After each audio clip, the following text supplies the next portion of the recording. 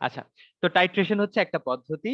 ঠিক আছে, টাইট্রেশন কি একটা পদ্ধতি, যে পদ্ধতিতে কি করা হয়, একটি জানা ঘনমাত্রার দ্রবণের সাহায্যে একটি অজানা ঘনমাত্রার দ্রবণের ঘনমাত্রা নির্ণয় করা হয়। তাহলে লিখে ফেলো টাইট্রেশন কি। তাহলে টাইট্রেশন হচ্ছে একটা পদ্ধতি। ঠিক আছে, টাইট্রেশন হচ্ছে একটা পদ্ধতি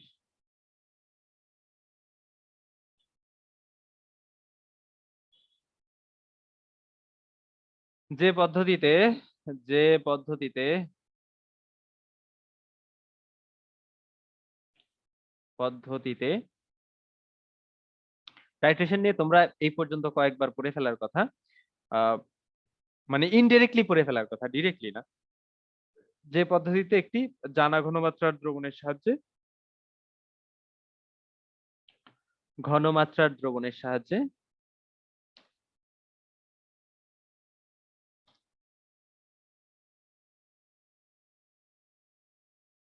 কোন অজানা ঘনমাত্রার অজানা ঘনমাত্রার দ্রবণের ঘনমাত্রা নির্ণয় করা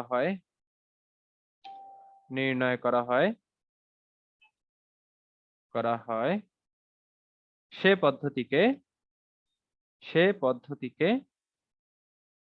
কি বলে, টাইট্রেশন বলে। ঠিক আছে, তাহলে যে পদ্ধতিতে কি করা হয়, একটি জানা ঘনমাত্রার দ্রবণের সাহায্যে একটি অজানা ঘনমাত্রার দ্রবণের ঘনমাত্রা নির্ণয় করা হয়, তাকেই কি বলা হয়, টাইট্রেশন বলা হয়। তো টাইট্রেশন সিম্পলি একটা পদ্ধতি। তো এই পদ্ধতিতে কি করে, একটা জানা ঘনমাত্রার দ্রবণ থাকে, মনে করো তোমার কাছে একটা দ্রবণ আছে, যে দ্রবণের ঘনমাত্রা তুমি জানো, এর সাহায্যে এমন একটা দ্রবণের ঘনমাত্রা তুমি নির্ণয় করবা যার ঘনমাত্রা কি তুমি আগে থেকে জানো না। এখন বলো, কলেজে কি ল্যাব ট্যাব হইছে? হ্যাঁ, জি না ভাই। কারো কোনো ল্যাবই হয় নাই? না জি ভাই, না ভাই, এখনো সুযোগ হয় নাই। আমাদের বলছিল। এখনো সুযোগ হয় নাই। এই এই টাইট্রেশন না করে কেউ ইন্টার পাস করতে পারবে? ঠিক আছে, যাদের কলেজ টলেজ একটু ভালো, টাইট্রেশন না করে ইন্টার লাইফ পার করতে পারবে? টাইট্রেশন করাই লাগবে যাবে। ঠিক আছে, তো আমি পুরো প্রসেসটা একটু ব্যাখ্যা করি কি করে কি করা হয়। তো আমরা মূলত এসিড ক্ষার টাইট্রেশন নিয়ে আলোচনা করব। তো এই টাইট্রেশন প্রক্রিয়া যেটা, এটা যে কেবলমাত্র এসিড বা ক্ষারের জন্যই পসিবল এরকম না। ঠিক আছে, জারক বিজারকের টাইট্রেশন হয়, একটা লবণের সাথে এসিডের টাইট্রেশন হইতে পারে, বা যে কোনো দুইটার যোগের মধ্যেও কি হইতে পারে, টাইট্রেশন প্রক্রিয়া আহ সম্পন্ন হইতে পারে। তো যে জিনিসটা হয়, মনে করো তোমার কাছে একটা দ্রবণ থাকে। ঠিক আছে, তোমার কাছে কি আছে, একটা দ্রবণ আছে। মনে করো এই দ্রবণ যেটা, এটা হচ্ছে অ্যালুমিনিয়াম হাইড্রোক্সাইডের দ্রবণ। ঠিক আছে, এটা কার দ্রবণ? অ্যালুমিনিয়াম হাইড্রোক্সাইডের একটা দ্রবণ। তো এই দ্রবণের ঘনমাত্রা যেটা, সেটার ঘনমাত্রা তুমি জানো না। ঠিক আছে, তুমি কি জানো না? এই দ্রবণটার ঘনমাত্রা জানো না। তো তোমার কাছে আরো একটা দ্রবণ আছে, যে দ্রবণটার ঘনমাত্রা তুমি জানো, সালফিউরিক অ্যাসিড। ঠিক আছে, মনে করো তোমার কাছে একটা সালফিউরিক অ্যাসিডের দ্রবণ আছে। তো এই দ্রবণের ঘনমাত্রা তুমি হচ্ছে জানো। তো তুমি হচ্ছে একটা প্রক্রিয়ার মাধ্যমে কি করবা, একটা প্রক্রিয়া সম্পন্ন করবা, যে প্রক্রিয়ার মাধ্যমে তুমি সালফিউরিক অ্যাসিডের ঘনমাত্রার সাহায্যে, এই যে সালফিউরিক অ্যাসিডের ঘনমাত্রা তুমি জানো, এই সালফিউরিক অ্যাসিডের ঘনমাত্রার সাহায্যে অ্যালুমিনিয়াম হাইড্রোক্সাইড দ্রবণের ঘনমাত্রা যেটা, সেটা তুমি বের করে ফেলতে পারবা। ঠিক আছে, তো এই যে প্রসেসটা, এটাকে বলা হয় টাইট্রেশন।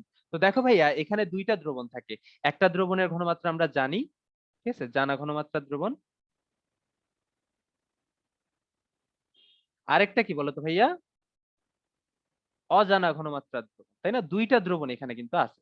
একটা দ্রবণের ঘনমাত্রা আমরা জানি, আর একটা দ্রবণের ঘনমাত্রা কি আমরা আগে থেকে জানি না। তো সবসময় মাথায় রাখবা, যে দ্রবণের ঘনমাত্রা আগে থেকে জানা থাকে তাকে আমরা প্রমাণ দ্রবণ বলি। কি বলি বলো তো ভাইয়া? কি বলি? প্রমাণ দ্রবণ। তো তোমাদের খুবই সুন্দর একটা কোয়েশ্চেন হচ্ছে, প্রমাণ দ্রবণ কাকে বলে। ঠিক আছে, এই চ্যাপ্টারের ক আর খ এর কোয়েশ্চেন গুলা খুবই ইজি হয়, বিশ্বাস করো। এই চ্যাপ্টারের ক আর খ এর আনসার গুলা, কোয়েশ্চেন গুলা কি হয়, খুবই ইজি হয়। তো কতে আসে কি, প্রমাণ দ্রবণ কাকে বলে। তো এছাড়াও প্রাইমারি স্ট্যান্ডার্ড পদার্থ, সেকেন্ডারি স্ট্যান্ডার্ড পদার্থ কাকে বলে, এটা আমরা জারণ বিজারণের আগে পড়বো, সমস্যা নাই। তো জানা ঘনমাত্রার দ্রবণকে কি বলা হয় বলো তো ভাইয়া? প্রমাণ দ্রবণ বলা হয়। তার মানে যে দ্রবণের ঘনমাত্রা, সেটা যে কোনো দ্রবণই হইতে পারে, আমরা আগে থেকে জানি, তাকে কি বলা হবে, প্রমাণ দ্রবণ বলা হবে। তাহলে জানা ঘনমাত্রার দ্রবণকে বলা হয় প্রমাণ দ্রবণ। জানা ঘনমাত্রার দ্রবণকে কি বলে, প্রমাণ দ্রবণ বলে। প্রমাণ দ্রবণ বলে।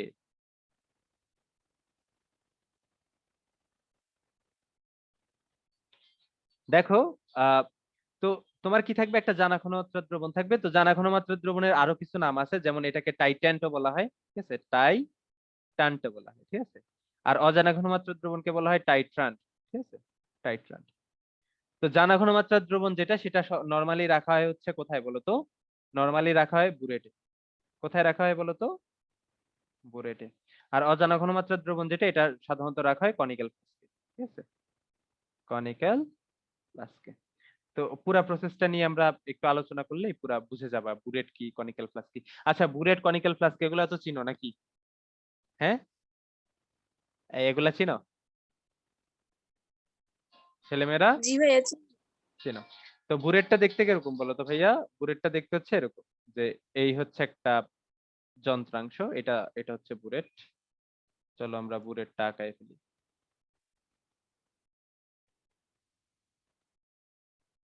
এই হচ্ছে আমাদের বুরেট, ঠিক আছে। তো এখানে কি থাকে? একটা স্টপ কর্ক থাকে।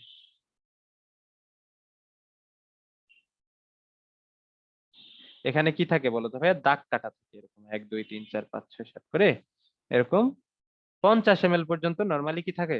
দাগ কাটা থাকে, ঠিক আছে। এই 1 মিলিলিটার 2 মিলিলিটার করে করে 50 ml পর্যন্ত এরকম দাগ কাটা থাকে। এটা হচ্ছে বুরেট। তো এটা আবার একটা স্ট্যান্ডের মধ্যে থাকে, তো ওই স্ট্যান্ড তো এখানে দেখাইলাম না। তো বুরেটের নিচে আমরা কি করি বলতো ভাই? একটা পিপেট দিই, পিপেট না, কনিক্যাল ফ্লাস্ক দিই। বলতো কনিক্যাল ফ্লাস্ক দেখতে কিরকম? এই হচ্ছে কনিক্যাল ফ্লাস্ক।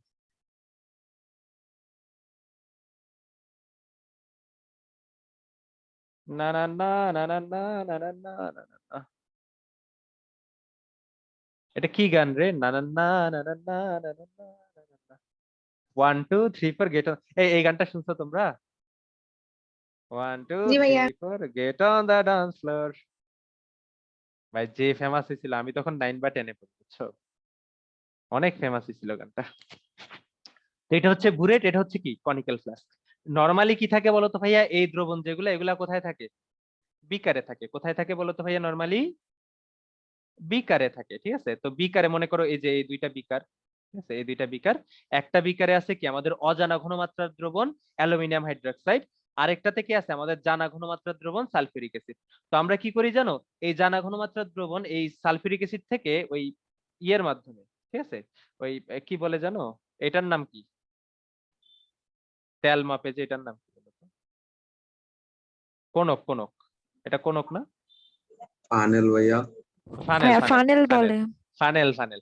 তো ফানেলের মাধ্যমে আমরা কি করি বলতো ভাইয়া? এই সালফিউরিক অ্যাসিড জানা ঘনমাত্রার দ্রবণ যেটা, সেটা কোথায় ঢালি? এখানে ঢালি। এখানে ইচ্ছা মতো ঢালি, ঠিক আছে, যেহেতু এই দ্রবণের ঘনমাত্রা আমরা জানি। তো ঢালতে ঢালতে মনে করো ভাইয়া সালফিউরিক অ্যাসিড দ্রবণ যেটা, সেটার ঘনমাত্রা কত হয়ে গেছে? এই এতটুকু হয়েছে, ঠিক আছে।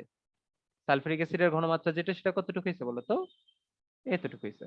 এখন দেখো, এই যে সালফিউরিক অ্যাসিড আমরা এখানে রাখছি, এটার দেখবা দুইটা তল আছে। একটা হচ্ছে নিচের তল, আরেকটা কি বলতো ভাইয়া? উপরের তল। এগুলারে বলা হয় মিনিসকাস।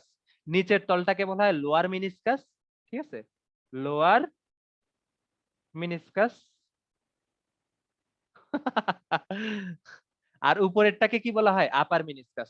আমরা মাপবো সবসময় কোন মিনিসকাসকে দেখে? লোয়ার মিনিসকাসকে দেখে। এই মিম আঁকা কি করে না, ঠিক আছে। আমরা সবসময় মাপবো কোন মিনিসকাসকে দেখে বলো তো ভাইয়া? এই লোয়া। Lower meniscus. তো এই লোয়ার মিনিসকাসটা কোথায় আছে সেটা আমরা মার্ক করে রাখি। তো লোয়ার মিনিসকাসটা মনে করো ভাইয়া এখানে 45 মিলিলিটারে আছে। কত মিলিলিটারে আছে? মনে করো কত মিলিলিটার আছে?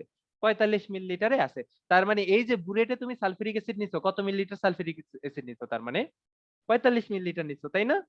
এবং এটা যেহেতু আটকানো, এখান থেকে কিন্তু কোনো সালফিউরিক অ্যাসিড নিচের দিকে পড়তে পারবে না, ঠিক আছে। এখান থেকে কিন্তু কোনো সালফিউরিক অ্যাসিড কি করতে পারবে না? নিচের দিকে পড়তে পারবে না। এখন দেখো ভাইয়া, এখন দেখো এই যে তোমার সালফিউরিক অ্যাসিডের দ্রবণ 45 মিলিলিটার যে বুরেটে নিছো, এটার ঘনমাত্রা তো তুমি জানো, তাই না? এই জানো? জি ভাইয়া। অবশ্যই জানো যে জি এটার ভাইয়া। ঘনমাত্রা হচ্ছে এসে। তো এবার তুমি কি করবা? অজানা ঘনমাত্রার দ্রবণ যেটা, এটা কি? অ্যালুমিনিয়াম হাইড্রোক্সাইডের দ্রবণ। এটা কি করবা? একটা পিপেটের সাহায্যে। পিপেট দেখছো তোমরা? পিপেট এখন হচ্ছে ইয়ে ভালো পিপেট ইউজ করা হয়।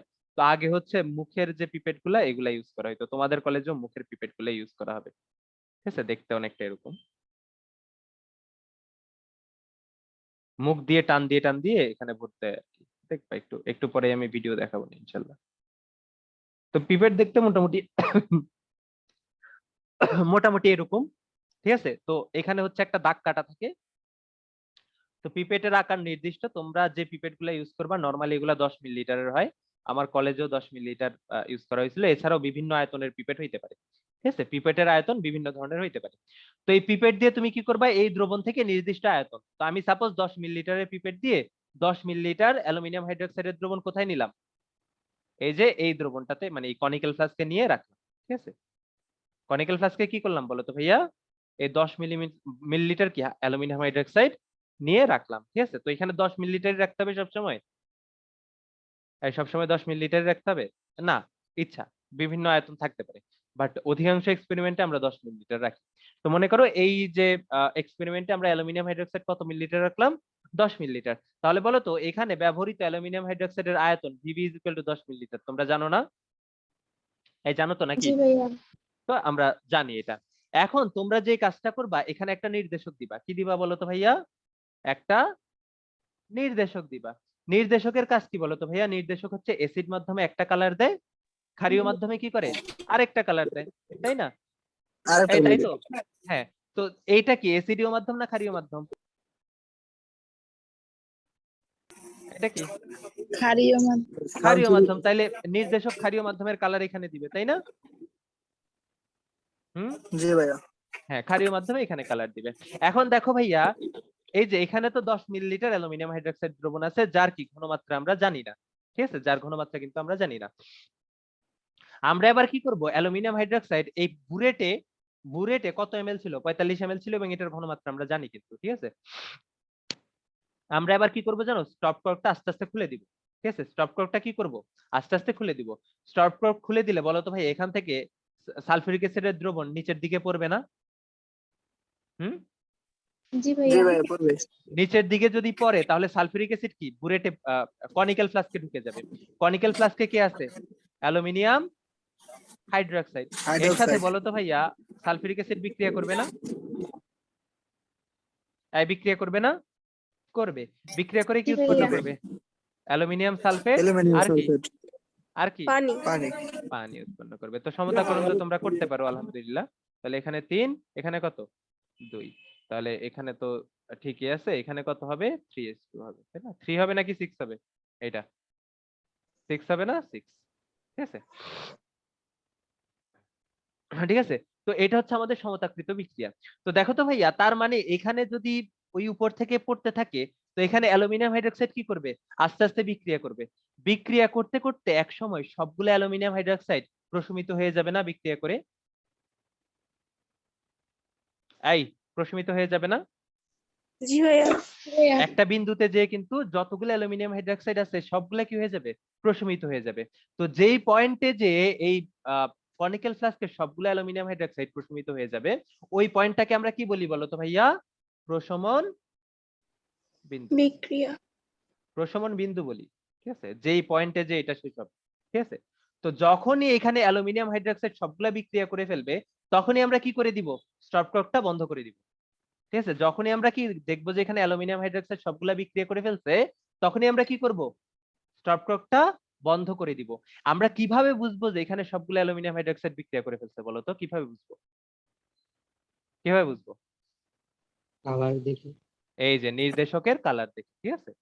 যখন যখন কি হয়ে যাবে, সবগুলা ক্ষার বিক্রিয়া করে ফেলবে, তার এক ফোঁটা দেওয়ার সাথে সাথে কি হয়ে যাবে, কালারটা চেঞ্জ হয়ে যাবে, ঠিক আছে?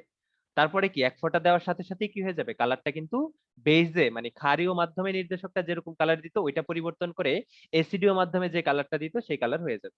এর ফলে আমরা খুব সহজে বুঝতে পারবো যে এখানে যে ক্ষারগুলা আছে সবগুলা কি বলতো ভাইয়া, বিক্রিয়া করে ফেলছে। মনে করো ভাইয়া সবগুলা বিক্রিয়া শেষে আমরা স্টপ কর্ক বন্ধ করে দিছিলাম, বন্ধ করার পরে আমরা দেখলাম যে ভাইয়া লোয়ার মিনিস্কাসটা আছে এই জায়গায়, কোন জায়গায় বলতো ভাইয়া, এই জায়গায়। তো এটা হচ্ছে কত মিলিলিটার, 20 মিলিলিটার, ঠিক আছে? লোয়ার মিনিস্কাসটা কত মিলিলিটার আছে, 20 মিলিলিটারে।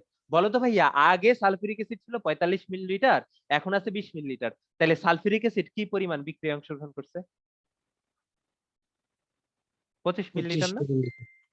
তার মানে 10 মিলিলিটার অ্যালুমিনিয়াম হাইড্রোক্সাইডের সাথে কত মিলিলিটার সালফিউরিক অ্যাসিড বিক্রিয়া করছে, 25 মিলিলিটার। 25 25 মিলিলিটার। মিলিলিটার। তার মানে এখানে যে টোটাল একটা বিক্রিয়া ঘটছে, এই বিক্রিয়ায় সালফিউরিক অ্যাসিডের ঘনমাত্রা আমরা জানি, সালফিউরিক অ্যাসিডের আয়তন আমরা জানি, অ্যালুমিনিয়াম হাইড্রোক্সাইডের আমরা আয়তন জানি, অ্যালুমিনিয়াম হাইড্রোক্সাইডের কি ঘনমাত্রা আমাদের বের করতে হবে। কিভাবে করবা বলো, কিভাবে করবা? সংখ্যানুপাতিক S1 সমীকরণ। V1 equal to S2. আচ্ছা, সংখ্যানুপাতিক সমীকরণটা আমরা অ্যাপ্লাই করি। তো দেখো ভাইয়া, যে এখানে যে বিক্রিয়াটা ঘটতেছে এই বিক্রিয়াটা আসলে কার কার মধ্যে ঘটে? সালফিউরিক অ্যাসিড আর অ্যালুমিনিয়াম হাইড্রোক্সাইড। তো এই বিক্রিয়ার জন্য আমরা যদি সংখ্যানুপাতিক সমীকরণ অ্যাপ্লাই করি তাহলে কি হবে? সালফিউরিক অ্যাসিডের মোল সংখ্যা ডিভাইড বাই তার সহগ ইজ ইকুয়াল টু কি হবে? অ্যালুমিনিয়াম হাইড্রোক্সাইডের মোল সংখ্যা ডিভাইড বাই কি তার সহগ হবে না? এটা হবে না? জি ভাইয়া। জি ভাইয়া। বলো তো মোল সংখ্যা ইজ ইকুয়াল টু কত? ঘনমাত্রা ইনটু লিটার এককে আয়তন না? জি তাই ভাইয়া। বলো তো সালফিউরিক অ্যাসিডের ঘনমাত্রা কত? মোলারিটি হচ্ছে এস। আয়তন লিটার এককে আয়তন কত? ভিএ ডিভাইড বাই কত বলো তো ভাইয়া? যেহেতু মিল লিটারে আছে 1000 দিয়ে ভাগ করব, ডিভাইড বাই কত? 3। আবার দেখো তো অ্যালুমিনিয়াম হাইড্রোক্সাইডের ঘনমাত্রা কত? এসবি, যেটা আমরা জানি না। ঠিক আছে, এসবি যেটা আমরা কি এখনো জানি না। তো এসবি আমরা বের করব। দেখো তো ভাইয়া আয়তন কত বলো তো ভাইয়া? ভিবি, যেহেতু মিল লিটারে 1000 দিয়ে ভাগ করব। তো আলটিমেটলি দেখো তো ভাইয়া এই সাইডের 1000 আর এই সাইডের 1000 কি কাটাকাটি যায় না? এই কাটাকাটি যায় না? জি ভাইয়া। তো কাটাকাটি গেলে আমরা কি করব? বাদ দিয়ে দিব? দিতেই তো পারি, তাই না?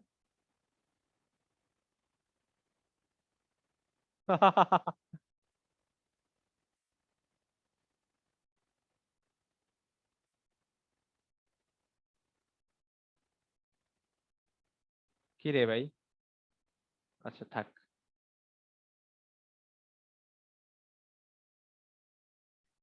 না না না না না না, দেখো টাইট্রেশনটা একটু গুরুত্বপূর্ণ, প্রসেসটা বুঝো, প্রসেসটা বোঝা লাগে। ঠিক আছে, তো এখানে আমাদের ছিল H2SO4, N of H2SO4, এখানে ছিল N of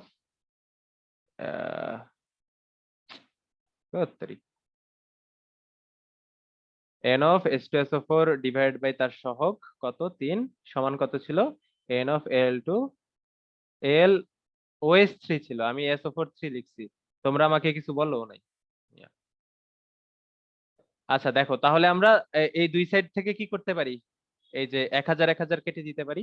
তাহলে SA VA divide by 3 is equal to কত? SB VB ডিভাইড বাই কত? 2, তাই না? তো এখান থেকে আমরা আরো সুন্দরভাবে লিখতে পারি, 2 যদি এই সাইডে গুণ করে দিই তাহলে আমরা লিখতে পারি 2 ইনটু SA VA, 3 ইনটু কি বলতো ভাইয়া? SB VB। দেখো তো ভাইয়া এই যে সমীকরণটা পাইছি, এই সমীকরণটাতে আমরা এস এর মান জানি না?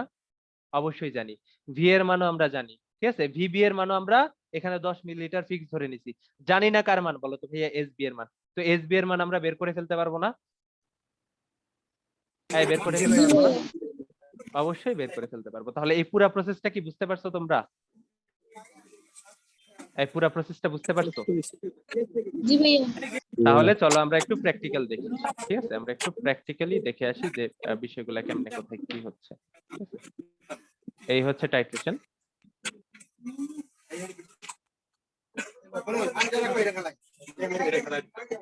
হাই, দেখো এই যে বুরেটে দ্রবণ রাখতেছে, দেখছো? জানা ঘনমাত্রার দ্রবণ দেখছো, বুরেটে রাখতেছে।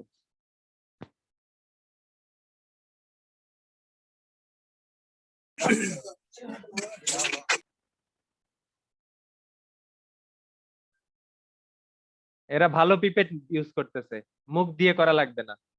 এই যে এটা হচ্ছে পিপেট, দেখছো? তোমরা মুখ দিয়ে করবা, বাট এরা ভালো পিপেট ইউজ করতেছে, মুখ দিয়ে কিছু করা লাগে না।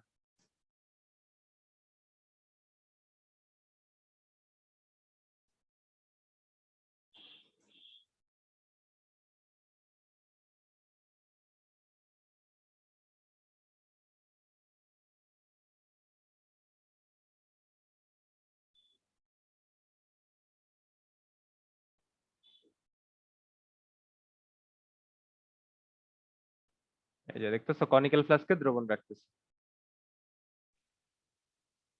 এটা হচ্ছে অজানা ঘনমাত্রার দ্রবণ, যেটার ঘনমাত্রা নির্ণয় করবে। ঠিক আছে,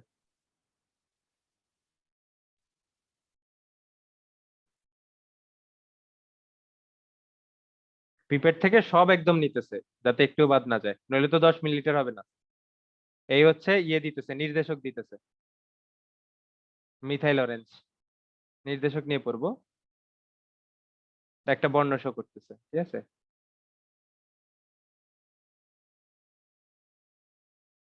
এই যে টাইট্রেশন স্লোলি ইউজ করতেছে, ওই বুলেট থেকে আস্তে আস্তে দ্রবণ ফালাবে, ঠিক আছে?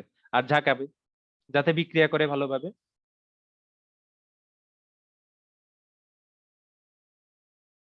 করতেছে, চেক করবে কোন পয়েন্টে যে বর্ণ পরিবর্তন করে, প্রশমন বিন্দু নির্ণয় করবে।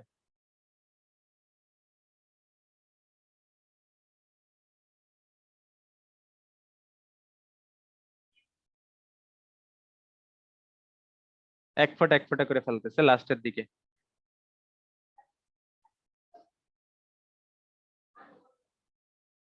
এই দেখছো, বর্ণ পরিবর্তন করবে করবে, এগুলো অনেক মজার, দেখবা প্রথম দিকে এত ঝামেলায় পড়বা।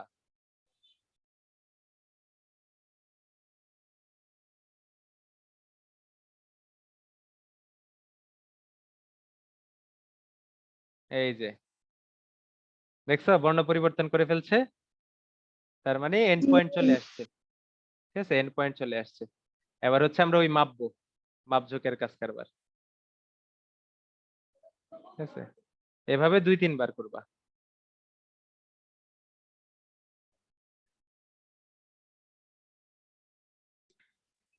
ভাইয়া কই করব? হুম, কোথায় করব? এটা তো ল্যাবে করবা, ল্যাবে করবা, ল্যাবে করাই তো, এগুলা করাই, ঠিক আছে? এই হচ্ছে টাইট্রেশন, ঠিক আছে? এই হচ্ছে টাইট্রেশন, মানে সিম্পল, একদম সিম্পল, কিন্তু প্রথম দিকে একটু ভুলভাল হবে, তোমরা বেশি দিয়ে ফেলবা, কম দিয়ে ফেলবা, ঠিক আছে? বাট যখন হাতে এসে যাবে তখন মনে হবে যে একটু ইজি একটা ব্যাপার স্যাপার, ঠিক আছে? তো এইভাবে তারপরে বাকি কাজ তো অনেক ইজি, ঠিক আছে? বাকি কাজ কিন্তু অনেক ইজি। এখন আমার কোয়েশ্চেন আছে, ঠিক আছে? আমরা এখানে সালফিউরিক অ্যাসিড অ্যাড করছি, ঠিক আছে? আমরা এখানে সালফিউরিক অ্যাসিড অ্যাড করছি, ভাই আমাদের গভর্নমেন্ট কলেজ হলে তো, এই গভর্নমেন্ট কলেজে ল্যাবের উপরে প্রেসার একটু বেশি, ঠিক আছে? গভর্নমেন্ট কলেজে পোলাপান ক্লাসে না গেলেও ল্যাবে ঠিকই যায়, নইলে ল্যাবে আন্ডা দিয়ে দেয়, জিরো দিয়ে দেয়। টিচারের কোনো বাধ্যবাধকতা নাই, তুমি A+ পাও কি না পাও, ঠিক আছে? টিচারের চাকরি নিয়ে কোনো টেনশন বা রেজাল্ট নিয়েও কোনো ইয়ে নেই। তো গভর্নমেন্ট কলেজে যারা আছো ভালোভাবে ল্যাপটপ কইরো, ঠিক আছে? ভাইয়া তাই তো ল্যাবে সে প্যারা দিবে। হ্যাঁ, প্রচুর প্যারা দেয়, মার্ক দেয় না, ফুল মার্ক দেয় না, নরমালি ফুল মার্ক দেয় না। আমি কেমিস্ট্রি ল্যাবে ফুল মার্ক পাই নাই। সেকেন্ড পেপারে 23 না কত পাইছিলাম, মনে হয় 23 না 22 পাইছিলাম, বুঝছো? আচ্ছা দেখো তো, আমার একটা কোয়েশ্চেন আছে, আমরা লাস্টে একটা সূত্র পাইছি যে ভাইয়া এসিডের ঘনমাত্রা ইনটু এসিডের আয়তন ইজ ইকুয়াল টু কি, ক্ষারের ঘনমাত্রা ইনটু ক্ষারের আয়তন, ঠিক আছে? কিন্তু কথা আছে, কথা হচ্ছে ভাইয়া এই সামনে একটা করে সংখ্যা আসছে, এসিডের ঘনমাত্রা ইনটু আয়তনের আগে 2 আসছে, ক্ষারের ঘনমাত্রা ইনটু আয়তনের আগে 3 আসছে, তো এই সংখ্যাগুলা কেন আসছে, ঠিক আছে? এই সংখ্যাগুলা কেন আসছে, এটা দেখতে হইলে আমাদের দেখতে হবে ভাইয়া এসিড কে ছিল, সালফিউরিক অ্যাসিড। ক্ষার কে ছিল, অ্যালুমিনিয়াম হাইড্রোক্সাইড। হাইড্রোক্সাইড। বলো তো ভাইয়া, একটা একটা মানে সালফিউরিক অ্যাসিড জলীয় দ্রবণে কয়টা H+ দিতে পারে? দুইটা। দুইটা দুইটা। স্টার দেয়। এই জন্য এই দুই সংখ্যাটা আসছে। একটা অ্যালুমিনিয়াম হাইড্রোক্সাইড জলীয় দ্রবণে কয়টা OH- আয়ন দিতে পারে? তিনটা। তিনটা। এই জন্য কি আসছে? তিনটা। 3 আসছে। কোন একটা অ্যাসিড জলীয় দ্রবণে যতগুলা H+ আয়ন দেয় তাকে বলা হয় কি বলতো ভাইয়া? ওই অ্যাসিডের ক্ষারকত্ব। কি বলা হয়? ওই অ্যাসিডের ক্ষারকত্ব। তো এটা তুল্য সংখ্যা দিয়েও তোমরা করতে পারো, এটা যদি তোমরা তুল্য সংখ্যা লিখো ভুল হবে না, ঠিক আছে? কারেক্ট হবে।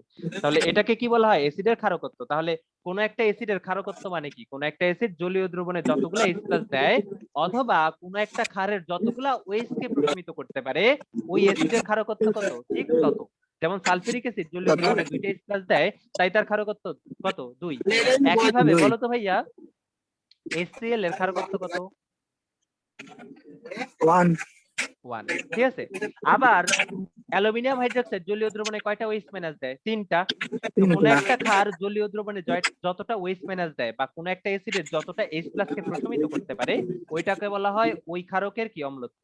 কি বলা হয়? ওই ক্ষারকের অম্লত্ব। অম্লত্ব। তো অ্যালুমিনিয়াম হাইড্রোক্সাইডের অম্লত্ব কত 3 কেন সে 3টা OH মাইনাস আয়ন দেয় আমি কি ক্লিয়ার করতে পারছি আমি কি ক্লিয়ার করতে পারছি আমি ক্লিয়ার করতে পারছি হ্যালো তাহলে এই যে সংখ্যাটা এটা কিন্তু সব অ্যাসিডের ক্ষেত্রে 2 হবে না যে অ্যাসিড করছো যে অ্যাসিড ইউজ করছো তার ক্ষারকত্ব এখানে বসবে আর যেই ক্ষার তুমি ইউজ করছো ওই ক্ষারকের অম্লত্ব কি এখানে বসবে তাহলে তোমার যদি অ্যাসিড এবং ক্ষারের বিক্রিয়াটা হয় এরকম যে ভাইয়া A প্লাস বি ঠিক আছে এখান থেকে হচ্ছে লবণ সল্ট প্লাস পানি উৎপন্ন হয় ঠিক আছে সল্ট প্লাস তো এখানে আমি এখানে এ দিয়ে দিলাম এখানে দিয়ে দিলাম বি ঠিক আছে তাহলে বলো তো ভাইয়া SA is equal two SB VB হবে এটাকে আমরা অন্যভাবে ব্যাখ্যা করতে পারি ঠিক আছে অন্যভাবে ব্যাখ্যা করতে পারি কিভাবে ব্যাখ্যা করতে পারি দেখো সমতাকৃত যে সমীকরণটা পাইছিলাম ঠিক আছে এখানে আমরা একটা সমতাকৃত সমীকরণ পাইছি না সমতাকৃত সমীকরণে অ্যালুমিনিয়াম হাইড্রোক্সাইডের সহগ যেটা সেটা কি অ্যাসিডের পাশে চলে গেছে না এই জি ভাইয়া আবার অ্যাসিডের যে সহগ যেটা সেটা কি ক্ষারের পাশে চলে গেছে না জি ক্ষারের ভাইয়া পাশে কিন্তু চলে গেছে তাহলে এই যে সমীকরণটায় ক্ষারের সহগ কোথায় চলে যাবে অ্যাসিডের সাথে চলে যাবে আর অ্যাসিডের সহগ কোথায় চলে যাবে বলো তো ভাইয়া ক্ষারের সাথে চলে যাবে তো এই সূত্রটা তোমরা এভাবে মনে রাখতে পারো তো এটা বি কি বলো তো ভাইয়া বি এর পরিচয় হচ্ছে ভাইয়া এটা হচ্ছে অ্যাসিডের অম্লত্ব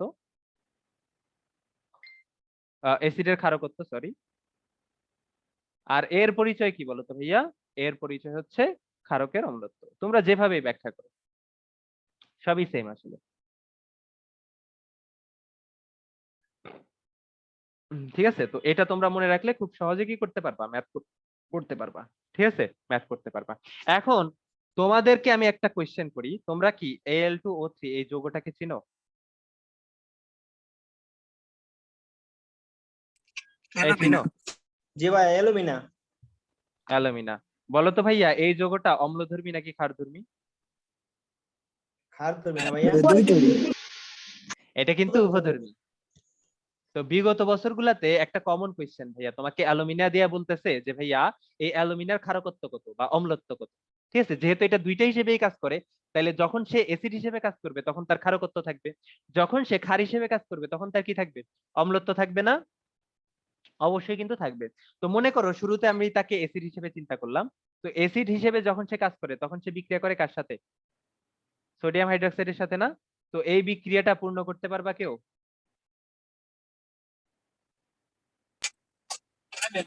sodium aluminium aluminate sodium aluminate উৎপন্ন করে না হুম এটা উৎপন্ন করে না জি ভাই এটাই কিন্তু উৎপন্ন হয় ঠিক আছে এই বিক্রিয়াটা সমতাকরণ করলে এরকম পাই দেখো তো ভাইয়া এটা কি একটা অ্যাসিড হিসেবে কাজ করতেছে না কেন কারণ সে হচ্ছে একটা ক্ষারের সাথে বিক্রিয়া করতেছে যেই ক্ষারের সাথে বিক্রিয়া করে সেই কিন্তু অ্যাসিড তাহলে এই বিক্রিয়ায় অ্যালুমিনিয়া কি বলো তো ভাইয়া একটা অ্যাসিড তাই না তো অ্যাসিডের ক্ষারকত্ব আমরা মানে কাকে বলি কোন একটা অ্যাসিড যতগুলো H+ আয়ন দান করতে পারে অথবা যতগুলা OH কে প্রশমিত করতে পারে এই অ্যাসিডের তো নিজের কোনো H+ আয়ন দান করার ক্ষমতা নেই তাই না সে কি করে OH- আয়নকে প্রশমিত করতে পারে বলো তো ভাইয়া এই অ্যালুমিনা কয়টা OH- কে প্রশমিত করতে পারে দুইটা দুইটা তাইলে তার ক্ষারকত্ব কত হবে দুই 2 হবে আবার তুমি চিন্তা করো অ্যালুমিনা যখন ক্ষার হিসেবে কাজ করে তখন সে কার সাথে বিক্রিয়া করে HCl এর সাথে বিক্রিয়া করে কি উৎপন্ন করে অ্যালুমিনিয়াম ক্লোরাইড আর কি পানি তো এটা সমতাকরণ করলে কি হবে এখানে 6 আসবে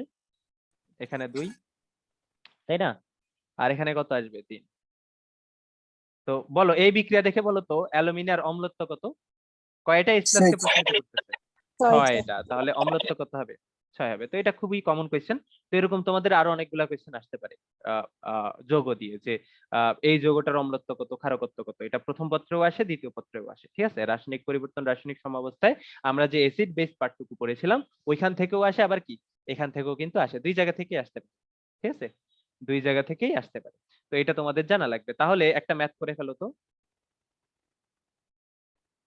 একটা ম্যাথ দিয়ে আমি নিজে বানিয়ে দিই ঠিক আছে ভাইয়া আগের পেজটা একটু দেখাতেন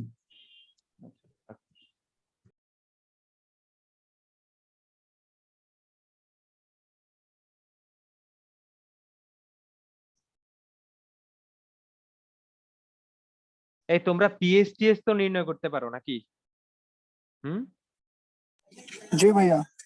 জি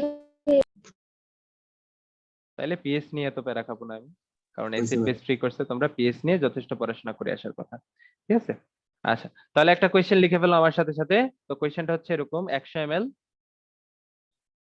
100 ml, ঠিক আছে, 100 ml 2 মোলার ক্যালসিয়াম হাইড্রোক্সাইড দ্রবণকে পূর্ণ প্রশমিত করতে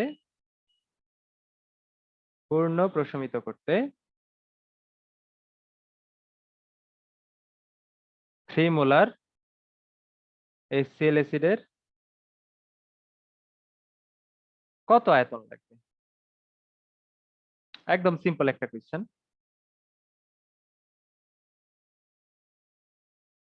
আগামী ক্লাসে আমরা শুধু ম্যাথই করব আর নির্দেশক নিয়ে হালকা পাতলা পড়াশোনা করবো, ঠিক আছে?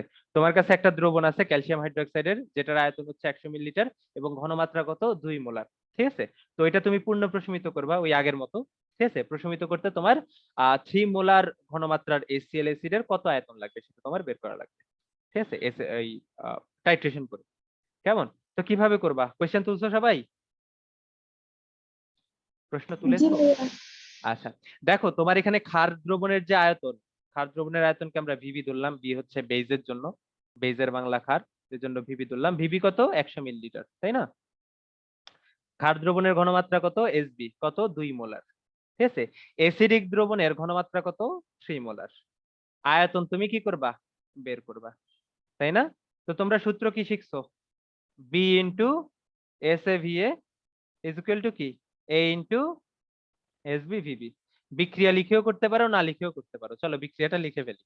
ক্যালসিয়াম হাইড্রোক্সাইড আর HCl এর বিক্রিয়াটা কেমন হবে কেউ বলো তো? বিক্রিয়া না করে করা যাবে? করা যায়।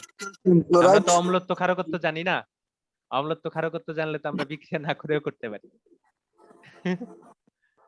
আর কত বলো তো? 2H2, এটা না? দেখো তো ভাইয়া, বি এর মান কত? বি হচ্ছে এসিডের ক্ষারকত্ব।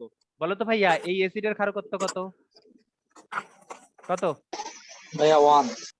1। তাহলে বি এর মান কত? 1। এ কি বলো তো ভাইয়া? ক্ষারকের অম্লত্ব।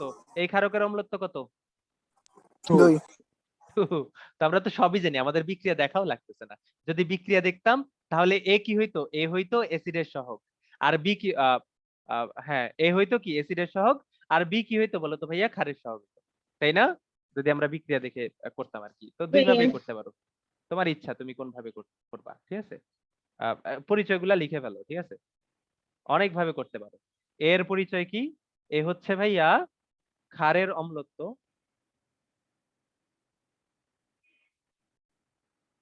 অথবা কি বলতো ভাইয়া? অথবা তোমরা এসিডের সহগও বলতে পারো, এসিডের সহগ।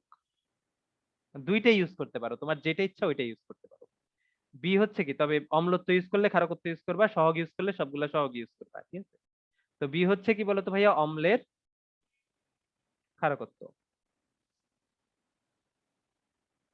এটাকে এই জায়গায় তোমরা কি ইউজ করতে পারো? বেইজের সহগ ইউজ করতে পারো, ঠিক আছে? বেইজের সহগ। আর সবচেয়ে মজার বিষয় কি জানো? এখানে তোমরা তুল্য সংখ্যা ইউজ করতে পারো, ঠিক আছে? বি হচ্ছে এসিডের তুল্য সংখ্যা, এ হচ্ছে ক্ষারের তুল্য সংখ্যা, ঠিক আছে? আচ্ছা এটাও লিখে ফেলো। এটাও লিখে ফেলো। এখানে তোমরা তুল্য সংখ্যা ইউজ করতে পারো, এসিডের তুল্য সংখ্যা, মানে তোমরা সব কিছু করতে পারো আসলে এখানে। আর বি কি বলতো ভাইয়া? আচ্ছা এ হচ্ছে ক্ষারের তুল্য সংখ্যা, যেহেতু ক্ষারের সামনে আছে, ঠিক আছে? ক্ষারের তুল্য সংখ্যা। আর বি কি বলতো ভাইয়া? এসিডের তুল্য সংখ্যা। এটা ইউজ করতে পারো, মানে তোমার যা মন চায় তাই ইউজ করতে পারো আসলে। তোমাকে কেউ আটকাবে না, বিশ্বাস করো, কেউ আটকাবে না। তো যা ইচ্ছা তাই ইউজ করতে পারো। তাহলে বি এর জায়গায় কি বসবে? বি এর জায়গায় বসবে কত? 1। এস এর মান 3 মোলার, তাই না? ভি এর মান কত? আমরা জানি না, বের করব। এ এর মান 2। এস বি এর মান কত? 2 মোলার। ভিভি এর মান কত? 100 মিলিলিটার, তাই না? তাহলে বলো তো ভি এর মান কত আসে? কত আসে? 400, 400 ভাগ 3, 133.3 3 তিন মিলিলিটার, এটা তিন আসে না? তিন জি ভাইয়া এটা আসে না? এটা আসে, তাহলে এটা হচ্ছে আমাদের আনসার। ঠিক আছে, এটা কি আমাদের আনসার। বুঝতে পারছো সবাই? এইটুকু বুঝতে পারছো? জি ভাইয়া জি ভাইয়া। তো চলো আমরা একটু পিএইচ নিয়ে একটু আলোচনা করি। এই ম্যাথটা তুলে ফেলো সবাই।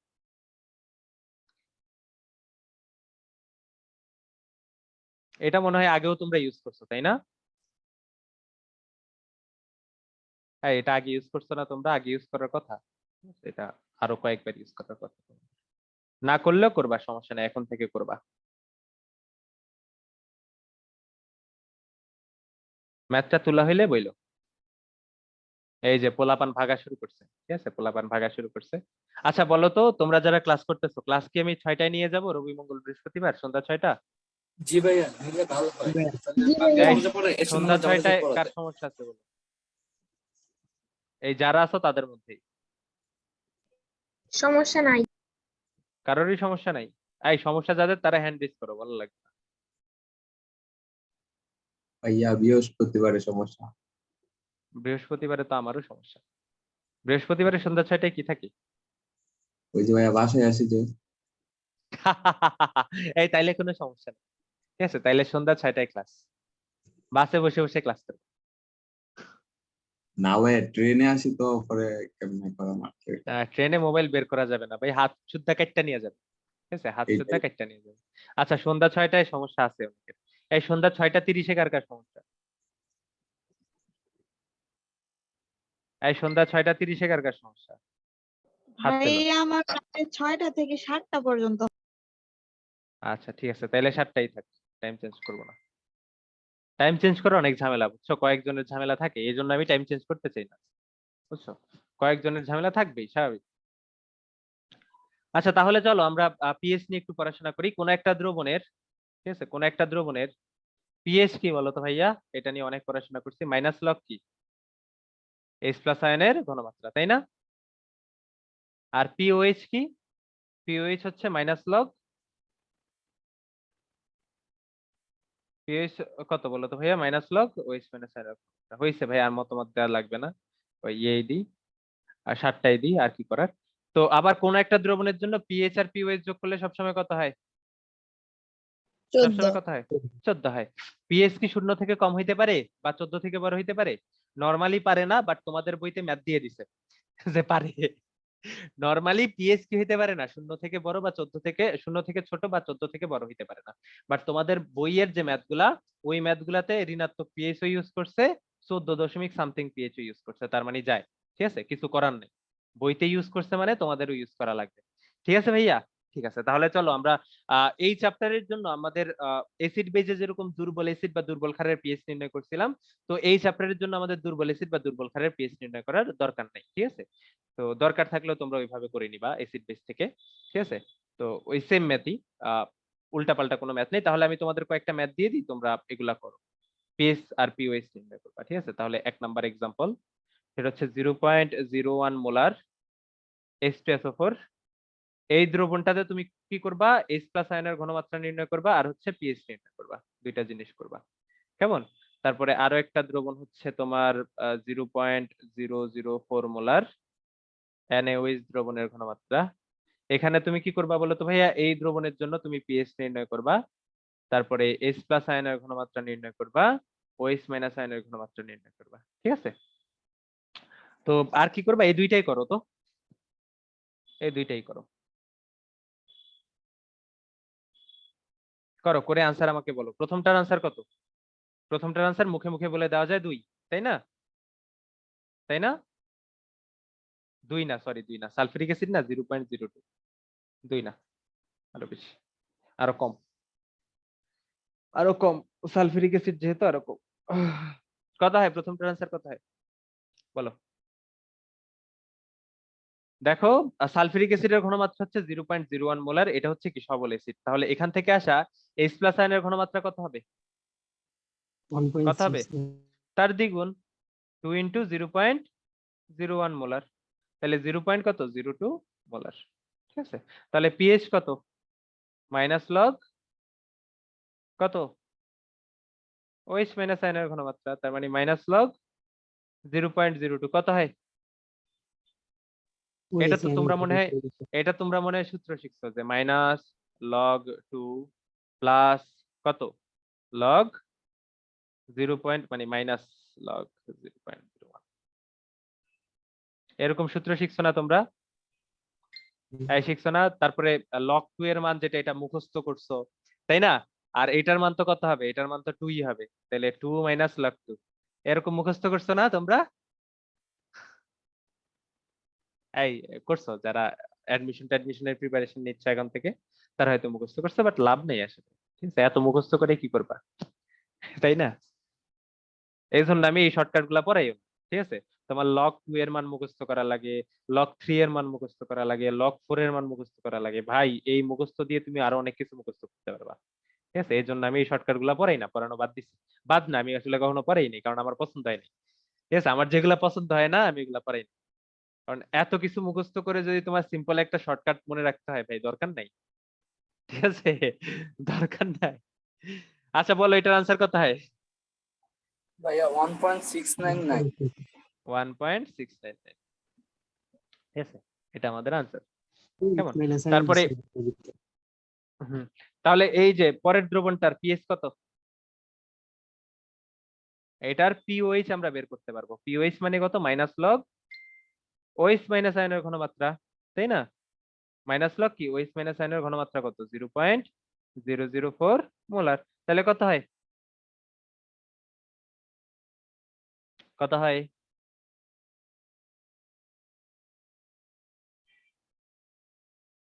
ভাইয়া 2.397 2.397। 397 তাহলে বলো তো পিএইচ ইজ ইকুয়াল টু কত হবে? 14 মাইনাস 2.397, তাহলে কত হইলো?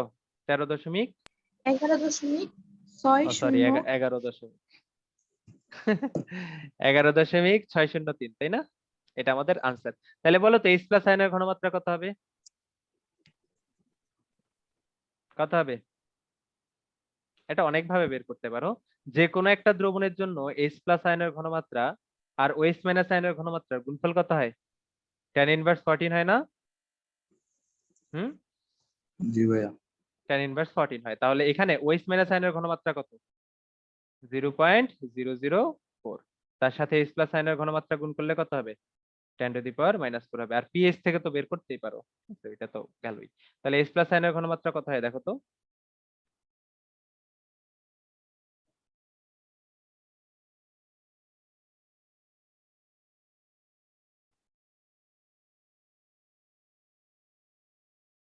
কত হয়?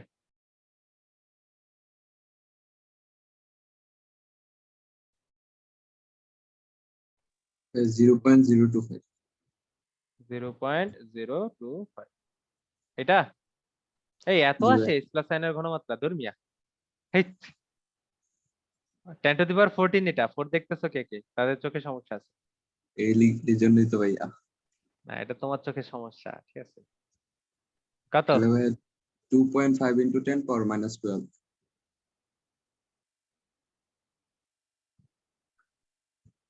2.5 ইন্টু 10 10 ইনভার্স power 12, ঠিক আছে? এত বলার। আচ্ছা ঠিক আছে, তো এই সিম্পল পিএইচ নির্ণয়ের ম্যাথগুলো তোমরা করতে পারবে, এই জন্য আমি শর্টকাট করে দিলাম, ঠিক আছে? তো এখন তোমাদের যেটা জানা লাগবে সেটা হচ্ছে পিএইচ গ্রাফ, এবং পিএইচ গ্রাফটা তোমাদের জন্য খুবই খুবই খুবই ইম্পর্টেন্ট তোমাদের এক্সামের জন্য, ঠিক আছে? তোমাদের 4 ধরনের গ্রাফ আছে পিএইচ গ্রাফ, যেটা এটা তোমাদের এক্সামের জন্য কি বলতো ভাইয়া খুবই খুবই ইম্পর্টেন্ট 4 নাম্বারের জন্য। যখন তোমাদের এসিড বেস থেকে ম্যাথ আসবে, তোমরা ধরেই রাখতে পারো 4 নাম্বারের জন্য ইদার নির্দেশক দিবে অথবা পিএইচ গ্রাফ, ঠিক আছে? 4 নাম্বারে নরমালি ম্যাথ দেয় না, ঠিক আছে? হয় পিএইচ গ্রাফ দেয় অথবা কি দেয়, অন্য কিছু দেয়, ঠিক আছে? পোলাপান সব তো চলে গেল, কাহিনী কি বলো তো? কাহিনী কি বলো? সব রেকর্ড দেখবে, কচু দেখবে, ছাগল সবগুলা। পরীক্ষায় এমন মাইর খাবে বুঝছো, মানে অবস্থা খারাপ অবস্থা হয়ে যাবে, ঠিক আছে? তো পিএইচ গ্রাফটা আসলে কিরকম দেখো, পিএইচ গ্রাফটা হচ্ছে দেখো, যখন তুমি কোনো একটা দ্রবণে, ঠিক আছে, যখন তুমি কোনো একটা দ্রবণে অ্যাসিড অ্যাড করতে থাকো, দ্রবণের পিএইচ যেটা এটা কমতে থাকে না? এই কমতে থাকে না? জি ভাইয়া। কোন একটা দ্রবণে যখন তুমি অ্যাসিড অ্যাড করো দ্রবণের পিএইচ কি হয় আস্তে আস্তে কমতে থাকে, আর যখন তুমি বেজ অ্যাড করো পিএইচ কি হয় বলো তো ভাই আস্তে আস্তে বাড়তে থাকে। আস্তে আস্তে বাড়তে থাকে, তাই না? আস্তে আস্তে কি হয় বাড়তে থাকে। এখন এখন যখন দ্রবণটা নিরপেক্ষ অবস্থায় থাকে তখন পিএইচ এর মান কত থাকে? 7 থাকে, তাই না? আমরা কি জানি নিরপেক্ষ দ্রবণের পিএইচ হচ্ছে 7। এখন তুমি একটা কাজ করো, তুমি যে কাজটা করবা সেটা হচ্ছে ভাইয়া একটা গ্রাফ আঁকাবা। কি আঁকাবা বলো তো? একটা গ্রাফ আঁকাবা। এই যে মনে করো এটা হচ্ছে আমাদের সেই গ্রাফ। গ্রাফের ওয়াই অ্যাক্সিস বরাবর তুমি রাখবা হচ্ছে পিএইচ কে, ঠিক আছে? ওয়াই অ্যাক্সিস বরাবর কাকে রাখবা? পিএইচ। এবং এবং এক্স অ্যাক্সিস বরাবর তুমি রাখবা হচ্ছে কাকে বলতো? অ্যাসিড বা ক্ষারের ঘনমাত্রাকে, ঠিক আছে? অ্যাসিড বা ক্ষারের ঘনমাত্রাকে, ঠিক আছে? তো মনে করো এই পাশে তুমি রাখলা হচ্ছে এই পাশে তুমি রাখলা হচ্ছে ক্ষার, ঠিক আছে? এই পাশে তুমি কি রাখলা? ক্ষার রাখলা। আর এই পাশে কি রাখলা? তুমি রাখলা অ্যাসিড, ঠিক আছে? আর পিএইচ তো তুমি জানো একদম মিডল পয়েন্টে পিএইচ হচ্ছে 7। এদিকে কি কমতে থাকবে? 6, 5, তারপরে কি বলতো? 4, 3, 2, 1, সবার লাস্টে কি বলতো? 0, ঠিক আছে? আর এদিকে কি বাড়তে থাকবে? 8, কেমন? তারপরে কি 9, তারপরে 10, বেশি 11, 12, 13, 14, ঠিক আছে? 14।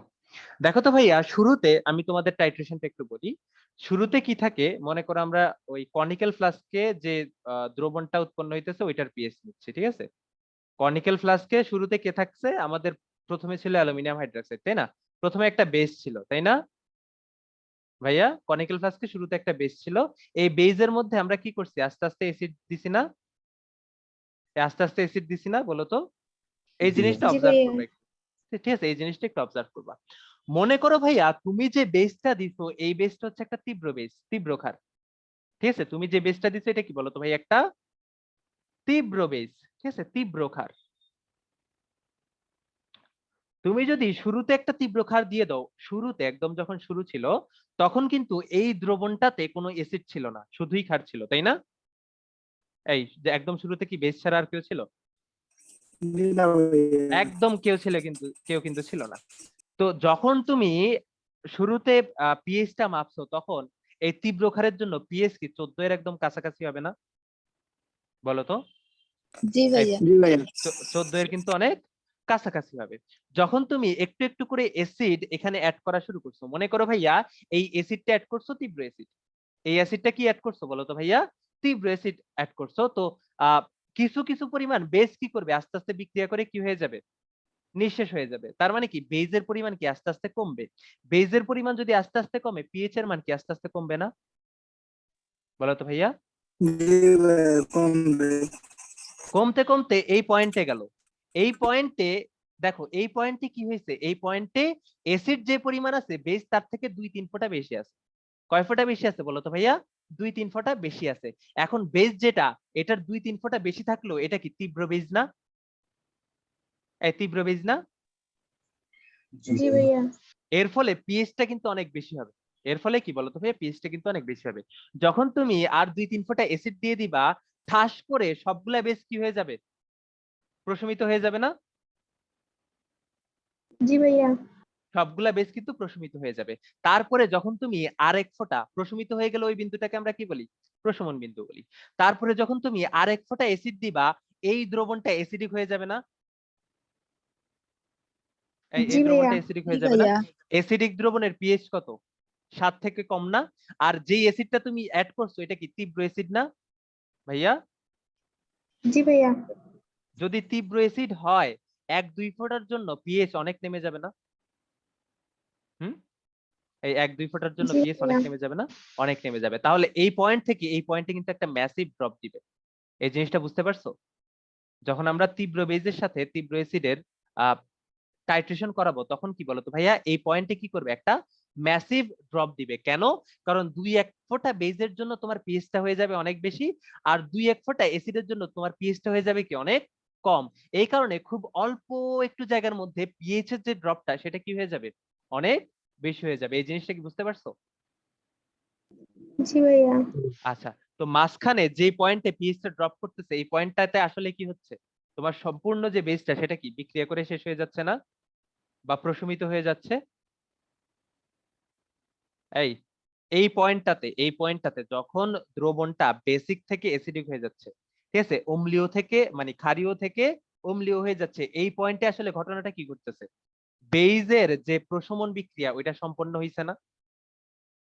ক্ষারের যে প্রশমন বিক্রিয়া সবগুলা ক্ষার বিক্রিয়া করে ফেলছে না এই পয়েন্টটাতে? জি ভাইয়া। হুম, এই জিনিসটা কি ধরতে পারছো তোমরা? এই পয়েন্টটা ধরতে পারছো তোমরা?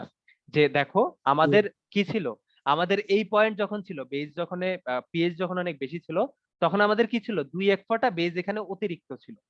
যখন আমরা আরো 2-1 ফোঁটা অ্যাসিড অ্যাড করছি, 2-1 ফোঁটা বেজ কি হয়ে গেছে, বিক্রিয়া করে 2-1 ফোঁটা অ্যাসিড অতিরিক্ত হয়ে গেছে।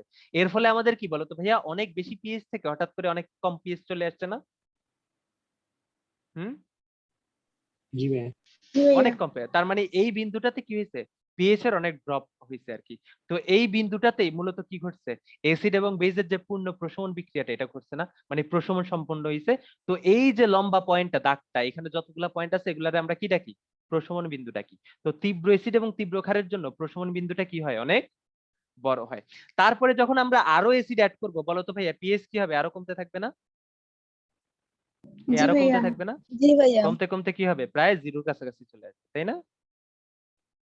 তাহলে তীব্র অ্যাসিড আর তীব্র ক্ষারের প্রশমন বিক্রিয়ার গ্রাফটা কিরকম হবে বলতো? এরকম হবে, ঠিক আছে। তীব্র অ্যাসিড এবং তীব্র ক্ষারের প্রশমন বিক্রিয়ার গ্রাফটা কিরকম হবে, এরকম হবে।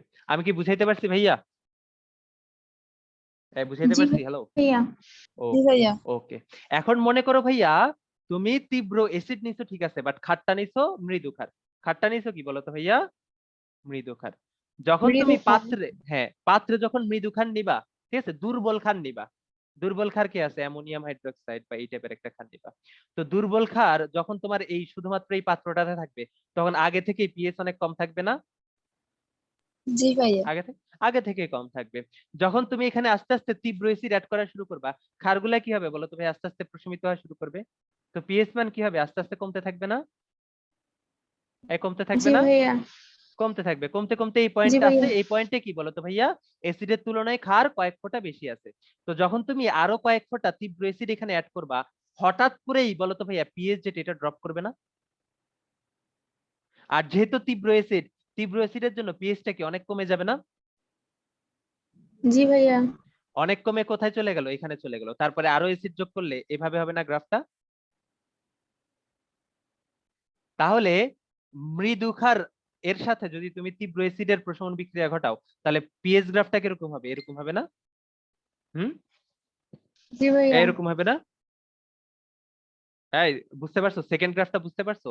সেকেন্ড গ্রাফটা এইভাবে আসছে, এই যে মৃদু ক্ষার মৃদু ক্ষার মৃদু ক্ষার, এই যে প্রশমন বিন্দু, তারপরে কি তীব্র অ্যাসিড, ঠিক আছে। এটা হচ্ছে আমাদের সেকেন্ড গ্রাফ। এটা ধরতে পারছো তোমরা? হ্যালো, জি এই ধরতে পারছো? ভাইয়া। ওকে। এবার মনে করো ভাইয়া, মৃদু ক্ষারের সাথে তুমি মৃদু মৃদু ক্ষারের অ্যাসিড দিলা। তীব্র অ্যাসিডের উপর দিয়েই যাবে। হ্যাঁ, এটা তো তীব্র অ্যাসিড, অ্যাসিড তো তোমার পরিবর্তন হয় নাই। এই অ্যাসিডটা তো পরিবর্তন হয় নাই, মানে আমি তো এখানে না। সেম অ্যাসিডটাই দিছি। যদি অ্যাসিড অন্যটা হয় তাহলে তো একটু কম বেশ হবে, বাট এই টাইপেরই পরিবর্তন হবে। মানে তোমার এই ক্ষারের দিকে তোমার প্রশমন বিন্দুটা হবে ছোট, অ্যাসিডের দিকে প্রশমন বিন্দুটা কি হবে, বড় হবে। কারণ অ্যাসিডটা নিছো কি বলতো ভাইয়া, তীব্র, আর ক্ষারটা নিছো কি বলতো ভাইয়া, দুর্বল। এজন্য তোমার কি ক্ষারের দিকে যে প্রশমন বিন্দু এটা কি হবে, ছোট হবে। আর অ্যাসিডের দিকে প্রশমন বিন্দুটা কি হবে বলতো, বড় হবে। বুঝতে পারছো? জি ভাই। আমি এখানে একটা নির্দিষ্ট অ্যাসিড নিয়েছি, এজন্য আমি আলাদা দেখাচ্ছি না। অবশ্যই সালফিউরিক অ্যাসিডের জন্য তুমি যতটুকু প্রশমন বিন্দু পাবা, হাইড্রোক্লোরিক অ্যাসিডের জন্য অতটুকু পাবা না, একটু তো কম বেশ হবে, তাই না? আমি নরমালাইজ করে বুঝাচ্ছি।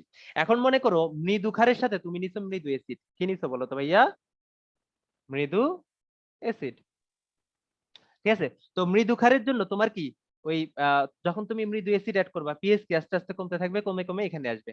তারপরে যখন তুমি আরো 2-1 ফোঁটা মৃদু অ্যাসিড যোগ করবা, পিএইচটা কি বলতো ভাইয়া, 7 থেকে কমে যাবে না? তো যেহেতু এটা মৃদু অ্যাসিড অ্যাড করছো, অনেক বেশি কি কমবে না, অল্প একটু কমবে, তাই না? না। অল্প একটু কমবে, তো কমে কমে এখানে আসলো। তো তারপরে আরো যদি মৃদু অ্যাসিড অ্যাড করো, তাহলে এভাবে এভাবে কমতে থাকবে না, এভাবে এভাবে কমতে জি থাকবে না? এভাবে ভাইয়া। এভাবে কমতে থাকবে। তাহলে জি। মৃদু ক্ষার আর মৃদু অ্যাসিডের প্রশমন গ্রাফ কোনটা হবে? এই যে এটা হবে। এরপর বলো তো ভাইয়া বাদ গেছে কোনটা? তীব্র ক্ষার আর মৃদু অ্যাসিড। বলো তো তীব্র ক্ষার আর মৃদু অ্যাসিডের গ্রাফ কোনটা হবে? তাহলে তীব্র ক্ষারের জন্য এভাবে এভাবে পরিবর্তন করে, মৃদু অ্যাসিডের জন্য কি এভাবে চলে জি আসবে, ভাইয়া। তাই না? এভাবে জি চলে ভাইয়া। আসবে। তাহলে আমি যে এখানে দুইটা গ্রাফ দেখাইছি, এখানে গ্রাফ আছে কয়টা? 4টা। চারটা গ্রাফ আছে। তো এখানে আমি কিন্তু চারটা গ্রাফ দেখাইছি। একটা গ্রাফ কার জন্য? তীব্র অ্যাসিড তীব্র অ্যাসিড তীব্র ক্ষার।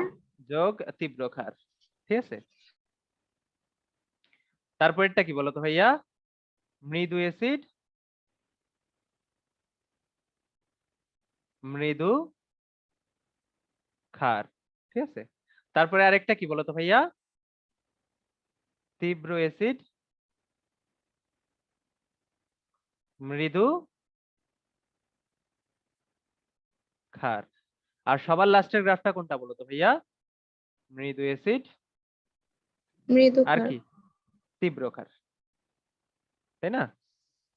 তীব্র ক্ষার। তো কালার কম্বিনেশন আমি দেখাই দিছি, ঠিক আছে?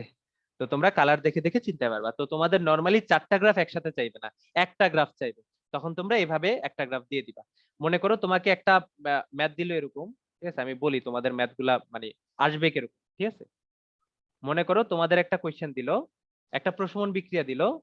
প্রশমন বিক্রিয়াটা দিছে মূলত এই দুইটার, ঠিক আছে? প্রশমন বিক্রিয়াটা দিছে মনে করো H2SO4 আর হচ্ছে অ্যামোনিয়াম হাইড্রোক্সাইডের। এরকম একটা প্রশমন বিক্রিয়া দিয়ে দিছে, বলছে প্রশমন গ্রাফ বা টাইট্রেশন গ্রাফ বা পিএইচ গ্রাফ আঁকাও। ঠিক আছে, তোমরা কি করবা বলো তো? তোমরা একটা গ্রাফ আঁকাবা। এই যে একটা গ্রাফ আঁকাইছো, ঠিক আছে? এই সাইডে লিখবা কি বলো তো ভাইয়া? পিএইচ। এই সাইডে কি লিখবা? অ্যাসিড। এই সাইডে কি বলো তো ভাইয়া? বেস, তাই না? তো এটা তো 14, আর এটা কি বলো তো ভাইয়া? 0। দেখো তো ভাইয়া, তোমাদের ক্ষার কি দিছে? মৃদু ক্ষার না এটা? অ্যামোনিয়াম হাইড্রোক্সাইড কি একটা দুর্বল ক্ষার না? জি ভাইয়া। তাহলে তোমাদের পিএইচ কি কম থেকে শুরু হবে। এই যে কম থেকে শুরু হইলে এতটুকু গেল। তারপরে অ্যাসিডটা কি একটা তীব্র অ্যাসিড না? জি ভাইয়া সকলে। তীব্র অ্যাসিডের জন্য ড্রপটা কি হবে? একটু বড় হবে না? জি ভাইয়া। তাহলে গ্রাফ হবে এটা। তাহলে গ্রাফ কোনটা হবে বলো তো? এটা। মৃদু অ্যাসিডের জন্য ড্রপটা একটু কম দেখাবা, তীব্র মৃদু ক্ষারের জন্য ড্রপটা একটু কম দেখাবা, আর দুর্বল মানে তীব্র অ্যাসিডের জন্য ড্রপটা একটু বেশি দেখাবা, ঠিক আছে? এরকম করে দিয়ে দিবা, দেখবা 4 এ 4। একটু ব্যাখ্যা করে দিবা অবশ্যই যে কেন তুমি এই ড্রপটা কম দিছো, ঠিক আছে? প্রশমন বিন্দু কেন তোমার অ্যাসিডের দিকে বেশি হয়েছে, ঠিক আছে? তো আরো নির্দেশক কোনটা ইউজ করবে এটাও লাগাবা। পরের ক্লাসে আমি নির্দেশক নিয়ে পড়াবো। তাহলে এই গ্রাফটা কি বুঝতে পারছো ভাই? এটা আমি কিভাবে আঁকাইছি? আমি জাস্ট কি জি এই যে ভাইয়া। সেকেন্ড, এই যে মৃদু ক্ষার আর তীব্র অ্যাসিডের গ্রাফটা দেখাইছি। তো এই যে এখানে যে 4টা গ্রাফ আছে, এটা নিয়ে একটু বাসায় পড়াশোনা করবা। তো দেখবা অনেক ভালো লাগতেছে। তো তোমরা ভালো থাকো, সুস্থ থাকো। আজকের ক্লাসে এতটুকুই। আল্লাহ হাফেজ।